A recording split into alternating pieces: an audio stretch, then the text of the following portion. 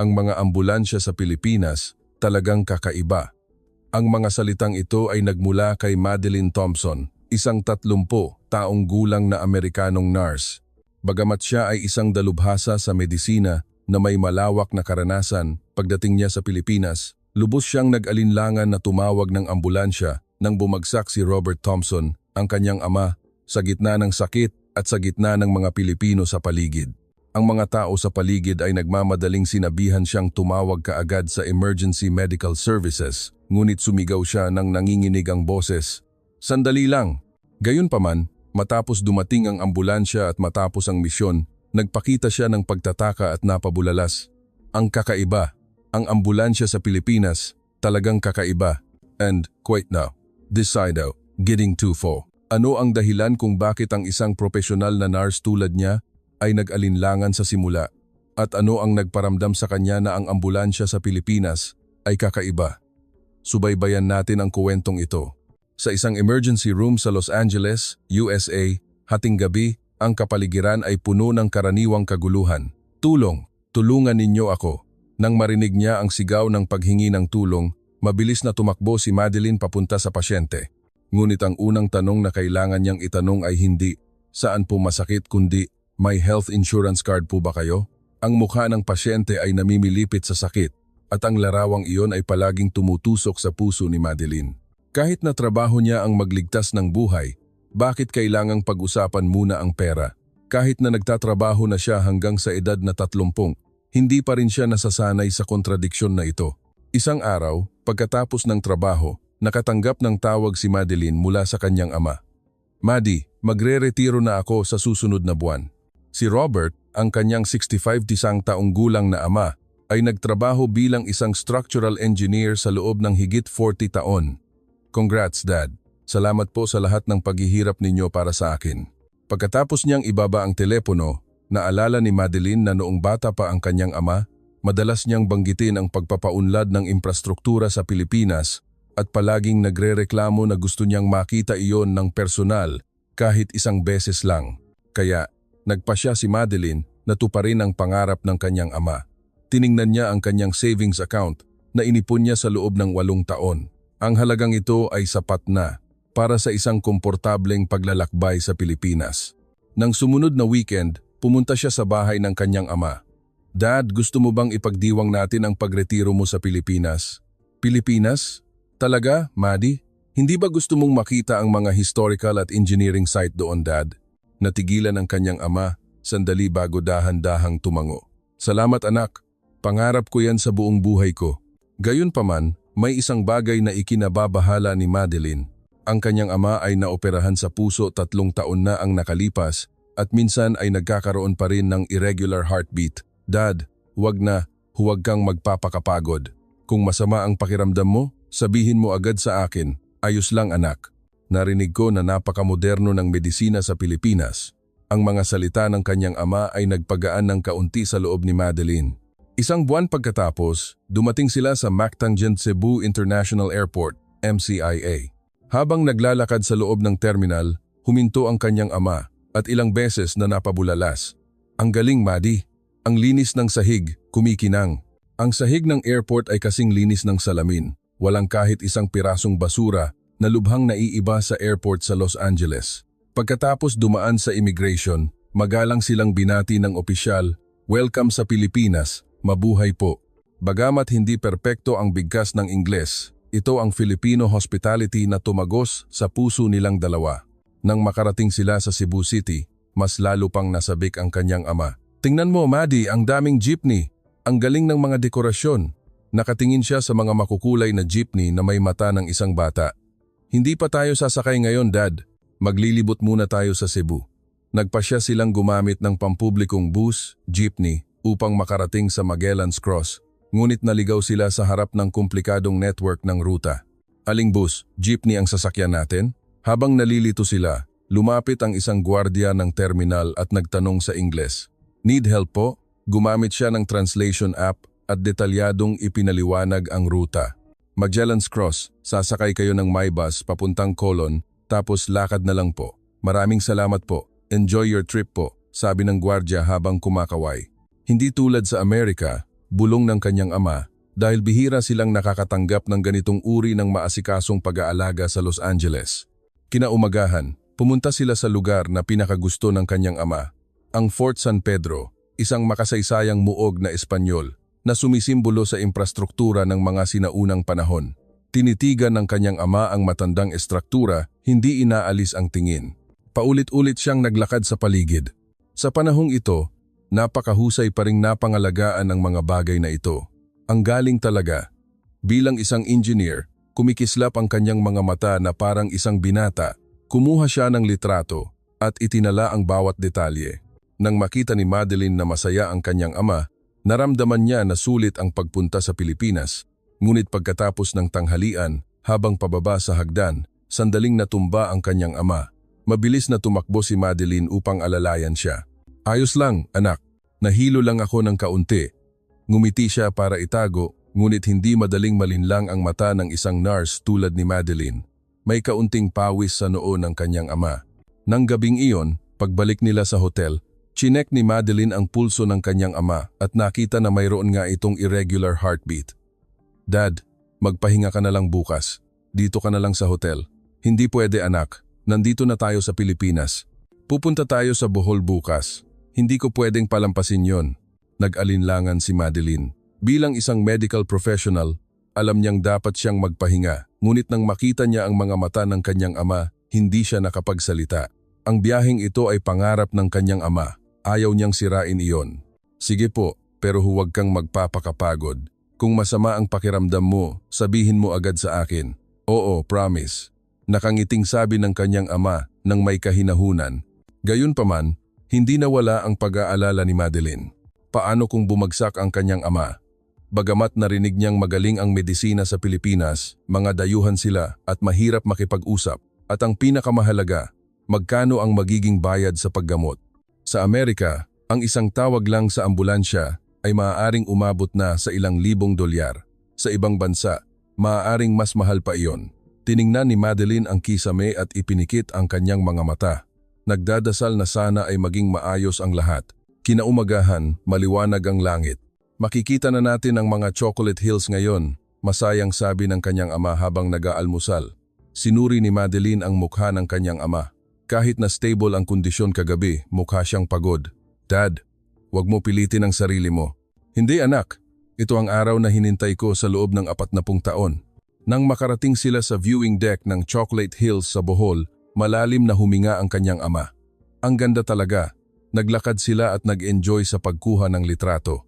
Ngunit habang patuloy silang naglalakad sa hagdan, lalong dumami ang pawis sa noo ng kanyang ama. "Dad, magpahinga muna tayo sa lilim." Sige." Umupo siya sa ilalim ng puno at ginamit ang panyo upang punasan ang pawis. Mukha siyang maputla. "Inom ka ng tubig, Dad." Inabot ni Madeline ang bote ng tubig. Inubos iyon ng kanyang ama. "Salamat, anak. Ayos na ako." Ngunit sinasabi ng instinct ng nurse na may mali. "Dad, bumalik na tayo sa hotel mamayang hapon." "Hindi. Gusto ko pang makita ang tarsier." Nang sinubukan niyang tumayo, hindi na matatag ang kanyang mga hakbang tulad kaninang umaga. Nag-alinlangan si Madeline. Dapat ba siyang pilitin? Ngunit ang mga mata ng kanyang ama ay puno ng determinasyon. "Sige po. Pero kung sumakit kahit konti, sabihin mo agad sa akin." Nagpatuloy sila sa paglalakad sa gitna ng maraming turista sa Bohol. Ang daming tao, Dad. Unti-unting bumagal ang paglakad ng kanyang ama. Sinubukan ni Madeline na alalayan siya, ngunit tumanggi ang kanyang ama. "Kaya ko, anak." Habang aakyat sila sa isang bahagi ng viewing deck, nagsimulang humingal ang kanyang ama. "Dad, tama na. Konti na lang, anak." Bigla, hinawakan ng kanyang ama ang kanyang dibdib. Ang kanyang mukha ay naging maputlang maputla. "Maddie, masakit ang dibdib ko." Sa sumunod na sandali, lumuhod ang kanyang ama sa lupa. Agad na niyakap ni Madeline ang kanyang ama. Nagsimulang magtipon ang mga turista sa paligid. "Sir, anong nangyayari? May tumawag sa staff ng parke." Sigaw ng isang babae, tumawag na ng ambulansya. Ngunit sa sandaling iyon, sumigaw si Madeline ng malakas. "Sandali lang." Tiningnan siya ng mga tao sa paligid ng may pagtataka. Bakit niya pinigilan? Hindi nila naintindihan. Ngunit sa isip ni Madeline, isang larawan ang lumabas. 2 taon na ang nakalipas, Pumasok ang kaibigan niyang nurse na si Jennifer sa kanilang pahingahan na umiiyak. Sa kanyang kamay ay ang billing statement. Ang kanyang 8 taong gulang na anak ay nadapa at nauntog ang ulo sa paaralan. Kinuha siya ng ambulansya at dinala sa ospital. Ang bayad sa ambulansya ay 3,500 peso, halos 11,000 lasang insurance. Hindi saklaw ng insurance namin ang emergency transport. Kailangan kong humiling ng installment plan at ngayon kailangan ko pang magbayad ng 200 bawat buwan, walang katapusan. Mas malala pa ang isa pang kaibigan. Nagkaroon ng heart attack ang kanyang asawa. Kinuha ng ambulansya at nakita ang isang billing statement na 150,000 kasama ang paggamot na nauwi sa bankruptcy. Ibig sabihin, sa Amerika, ang pagtawag ng ambulansya ay katumbas ng paghahanda sa pagkakautang. At ngayon, sila ay nasa ibang bansa. Magkano ang kailangang bayaran ng isang dayuhan para sa emergency response sa Pilipinas? 1,100,000 o higit pa? Nanginginig ang mga kamay ni Madeline. Halos naubos na ang kanilang naipon para sa biyaheng ito. Hindi sapat ang credit limit ng kanyang card. Kahit na mayroon siyang travel insurance, hindi niya nabasa ang detalye kung saklaw ba ang ambulansya. Kung kailangan niyang bayaran ang lahat, masisira ang kanyang buhay. Kinuha ni Madeline ang kanyang telepono. Nanginginig ang kanyang kamay kaya hindi niya mapindot ang screen. Tiningnan siya ng mga Pilipino sa paligid nang may pagkalito. "Ma'am, ayos lang po ba kayo? Mukha po kayong nahihirapan." Umiling si Madeline. "Pakiusap, tumawag kayo ng taxi para sa akin. Dadalhin ko ang aking ama sa ospital gamit ang taxi." Natahimik ang lahat. Hindi maintindihan ng lahat ang desisyon niya sa ganitong emergency. "Bakit taxi?" Lumapit sa kanya ang isang matandang lalaki. Mukha siyang mga 70 taong gulang, mukhang mabait. "Anak, kumalma ka muna at makinig sa akin." Dahan-dahan niyang sinabi sa Ingles. "Ang ambulansya sa Pilipinas para sa ganitong emergency ay libre." Tumingala si Madeline. "Libre? Paanong nangyari yon?" "Totoo. Hindi mo kailangang magbayad ng kahit isang kusing." Seryoso ang mga mata niya. "Pero dayuhan kami. Wala kaming insurance dito. Hindi mahalaga ang nasyonalidad, anak. Sa Pilipinas, kung may emergency na nagbabanta sa buhay, lahat ay may karapatang tumawag sa 911 o local rescue ng libre." Tinitigan siya ng lalaki. Ang pagliligtas ng buhay ay walang kondisyon tungkol sa pera. Ang mga salitang iyon ay nagpaiyak kay Madeline. Ang pagliligtas ng buhay ay walang kondisyon. Sa buong buhay niya bilang isang nurse, ito ang unang beses na narinig niya ang pangungusap na iyon. "Dati akong volunteer rescuer sa loob ng 35 taon. Marami na akong natulungan." Ngumiti siya ng may kahinahunan. "Maraming dayuhan ang nag-aalala tungkol sa pera tulad mo, pero dito, hindi mo na kailangang mag-alala tungkol doon." Tumango ang iba pang mga Pilipino bilang kumpirmasyon. "Ang buhay ng tatay mo ang pinakamahalaga. Huwag mong isipin ang pera." Hindi makapagsalita si Madeline. Umiyak na lang siya. Nagtrabaho siya bilang isang nurse sa loob ng 8 taon. Palaging tinatanong ang pasyente tungkol sa insurance bilang unang tanong. Akala niya iyon ang normal sa mundo. Ngunit ngayon, sinasabi sa kanya ng mga estranghero na ito na ang buhay ng tao ay mas mahalaga kaysa sa lahat. "Naiintindihan ko na po. Salamat po." Nagbow siya at tumango. Bigla, nagsimulang kumilos ang lahat. Diniyal ng isang babae ang telepono. 911 po ba? May dayuhan po na nawalan ng malay, masakit ang dibdib, sa Chocolate Hills viewing deck. Ibinigay niya ang mga detalye ng mabilis. "Darating sa loob ng 5 minuto, sabi niya kay Madeline. 5 minuto? Nagulat si Madeline. Sa Amerika, kailangan mong maghintay ng hindi bababa sa 20 minuto o sa malalaking lungsod, 15 minuto o higit pa. "Ma'am, gamitin niyo po itong malamig na bote ng tubig para ipang-compress sa noo ng tatay ninyo." Inabot ng isa pang babae ang malamig na tubig. Tumulong ang isa pang lalaki sa pagpaypay. "Ayos lang po yan, malapit na ang ambulansya." Bagamat nag-uusap sila sa iba't ibang wika, lahat ay tumulong. Tumakbo ang staff ng parke. "Hihintayin namin sa kalsada para magbigay senyas." Hinawakan ni Madeline ang kamay ng kanyang ama. "Dad, magtiis ka. Darating na ang ambulansya." Ngumiti ng mahina ang kanyang ama. "Madi, buti na lang at pumunta tayo sa Pilipinas, anak." Ang mga salitang iyon ay nagparamdam ng pagmamahal sa kanyang puso. Tumingin siya sa paligid, nakita ang higit sa 10 Pilipino na nag-aalala sa kanila. Handa silang isakripisyo ang kanilang oras sa paglilibot para sa isang estrangherong dayuhan. Ito ay isang larawan na hindi niya maiisip sa Amerika. Sa malalaking lungsod doon, kung may bumagsak, madalas na umiiwas ang mga tao dahil ayaw nila ng gulo o natatakot silang idemanda. Ngunit dito, lahat ay tumulong ng may likas na kabutihan. Pagkatapos lamang ng 4 na minuto, umalingaw-ngaw ang sirena. Mabilis na lumiko ang rescue vehicle ng isang ahensya. Ang bilis. Hindi ka panipaniwala ang bilis, bulong ni Madeline. 3 emergency responders ang tumakbo pababa, dala ang stretcher. Ang kanilang mga galaw ay organisado at mabilis. Pakiusap, titingnan namin ang kondisyon ng tatay ninyo. Gumamit sila ng modernong kagamitan para sukatin ang presyo ng dugo, pulso at oxygen. May history po ba ng sakit? Naoperahan po siya sa puso 3 taon na ang nakalipas.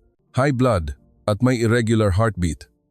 Ihanda ang koordinasyon sa provincial hospital. Inaasahang irregular heartbeat. Itinaas ang kanyang ama sa stretcher. Pwede po kayong sumama sa sasakyan, ma'am. Pwede po akong sumakay?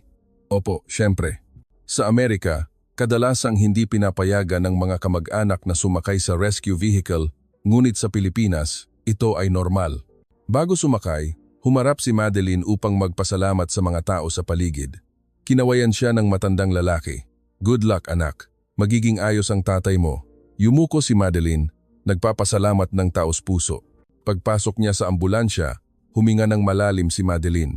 Ang loob ay naiiba sa inaasahan niya. Mga equipment sa pagsubaybay sa puso, ventilator, gamit sa pag-administer ng gamot, maayos na cabinet ng gamot. Ambulansya ba talaga ito? Bulong niya. Nakita na niya ang hindi mabilang na ambulansya sa Amerika, ngunit ang sasakyang ito ay parang isang mobile mini emergency room. Nagsimulang ikabit ng mga staff ang heart monitor. Naghanda ang isa ng oxygen, nagradyo ang isa pa sa ospital. Case: lalaki, 15 taong gulang, may history ng sakit sa puso, masakit ang dibdib, hirap huminga. Inaasahang irregular heartbeat. Darating sa loob ng 10 minuto. Tanggap na ng ospital. Handa na ang emergency room, sagot nila. Magtiis po kayo, lolo, sabi ng staff sa kanyang ama nang may mahinahong boses. Nakita ni Madeline ang malinaw na pagkakaiba. Ang ambulansya sa Amerika ay may pangunahing kagamitan, ngunit naniningil ng napakalaking halaga. Ngunit sa Pilipinas, kumpleto ang kagamitan at ang serbisyo ay taos-puso at libre pa para sa mga emergency. Nagsimulang gumulong ang ambulansya.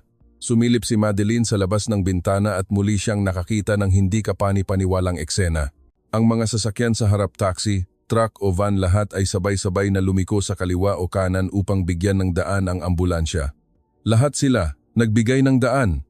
Bulalas niya. Nang makarating sila sa intersection, kahit na pula ang traffic light, ang mga sasakyan sa kabilang lane na may berdeng ilaw ay huminto upang hayaan munang dumaan ang ambulansya. Muling nagluha si Madeline. Ayos lang po ba kayo, ma'am? Tanong ng emergency responder. Sa Pilipinas, normal po ba talaga na nagbibigay ng daan ang lahat kapag nakakita ng ambulansya? Opo, normal po. Gusto ng lahat na mabilis na makarating sa doktor ang pasyente. Ang salitang normal dito ay hindi normal para kay Madeline.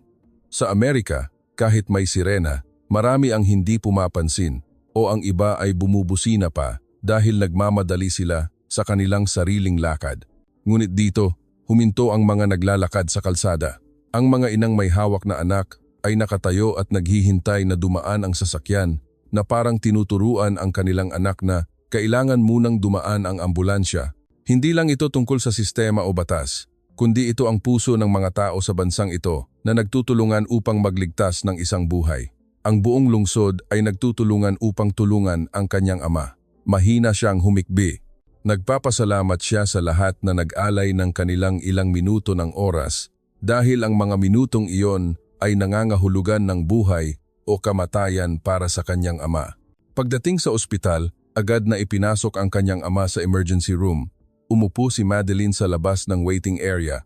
Mula nang bumagsak ang kanyang ama hanggang ngayon, hindi pa umabot ng 1 oras, ngunit para sa kanya, napakatagal nito at nagbago ang kanyang pananaw sa buhay.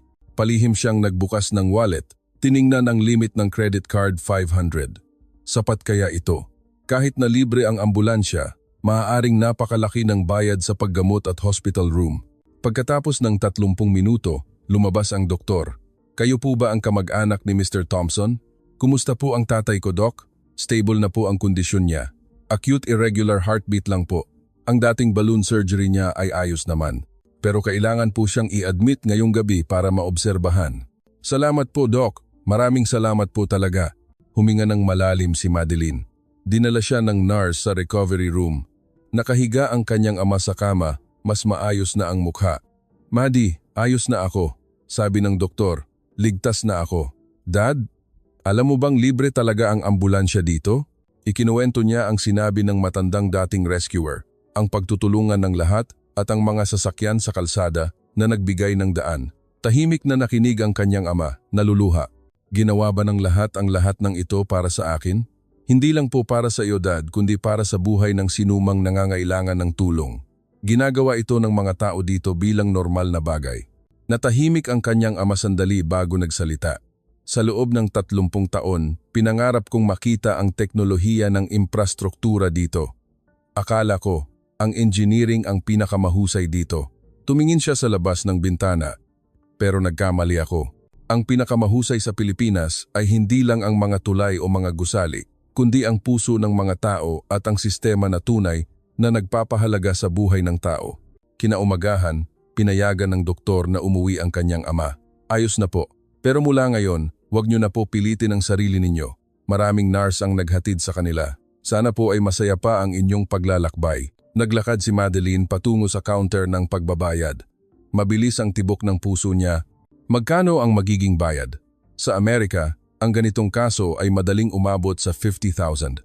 Mr. Thompson, sandali po. Ang young lady staff ay nag-type sa computer. Mahigpit na hawak ni Madeline ang credit card. Ang bayad po sa emergency transport, libre po. At dahil mayroon po kayong travel insurance, saklaw po nito ang halos lahat. Halos lahat? Magkano pa ang kailangan kong bayaran? Ang kailangan nyo na lang po bayaran ay E1,000. 1,000. 3T na lang. 1,000 po? Ibig po ba ninyong sabihin ay 1,001? Hindi po. 1,000 Philippine peso po. Ngumiti ang staff at nagkumpirma. Muling tumulo ang luha ni Madeline. Ito ay luha ng kaluwagan, pasasalamat at kalungkutan sa sistema ng sarili niyang bansa. Sa Amerika, ang medikal na paggamot ay maaaring sumira sa buhay ng tao, ngunit sa Pilipinas, ang pagliligtas ng buhay ang unang prioridad. Pagkalipas ng 3 araw, ligtas na bumalik sina Madeline at ang kanyang ama sa Los Angeles. Ayos na ang kanyang ama. Kinabukasan, bumalik si Maddie sa trabaho at ikinuwento ito sa kanyang mga kasamahan. Libre ang ambulansya at dumating sa loob ng 4 na minuto. Paanong nangyari yun? Tanong ni Jennifer nang hindi makapaniwala. At lahat ng sasakyan sa kalsada ay nagbigay pa ng daan. Nagtulungan ang lahat para tulungan ang isang estranghero. Nagsimulang isulat ni Madeline ang kanyang kwento sa social media. Ikinuwento ang kanyang karanasan sa Pilipinas, ang kabutihan ng mga Pilipino, at ang sistemang nagligtas sa kanyang ama. Naging viral ang kanyang post na share ng higit sa 100,000 beses. Maraming komento ang nagsasabi na dapat matuto ang US mula sa Pilipinas at bakit kailangan nating magbayad ng ganoon kamahal para magligtas ng buhay. Gayunpaman, may isang komento mula sa isang Pilipino ang pumukaw sa kanyang pansin. Maganda po talaga ang sistema namin, pero may problema rin po dahil ang iba ay inaabuso ang pagiging libre at ginagamit ito sa halip na taxi, kaya hindi makatawag ang mga talagang may malubhang sakit. Kaya, sumulat pa si Madeline ng isa pang post. Ang ganitong kagandahang sistema ay nangangailangan ng kooperasyon ng lahat. Ang pagiging libre nito ay awa, ngunit hindi natin ito dapat aksayahin upang manatiling nakalaan ang lugar na iyon para sa totoong buhay at kamatayan. Tumingin si Madeline sa labas ng bintana ng Los Angeles. Ang pamilyar na tanawin, ngunit nagbago ang kanyang pakiramdam.